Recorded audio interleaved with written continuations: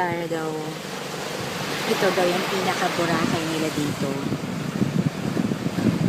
And bihira lang ito puntahan ng mga ibang tao kasi ang layo. Kasi doon sila lahat nakakoncentrate sa El Nido.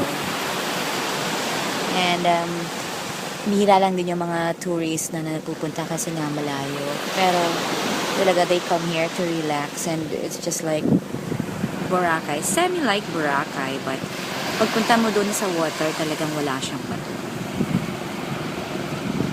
And yun yung White Beach, doon sa kabila. Parang ganito din. But I think this much is much better doon. Kasi magbabang kakapat, diba? Alam mo naman, languyin mo yan, diba? Hindi patay ka na doon pagpunta mo. It's just the same anyway, right? And here you can relax and ayun yung tricycle namin, matutulog siya. And mayroon akong bodyguard dito sa likod. Si Takla. Ayaw akong gantanan ng Takla. And ito yung racket ko dito talaga sa Palawan. Nagtitinda ako ng mga tubig, mga situ, mga mani. Yan, the whole day lang, ganyan.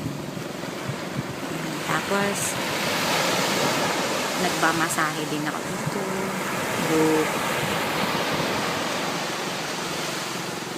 Anyway,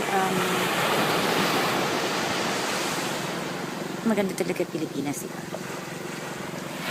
Kahit anong gawin natin, that's the fact. And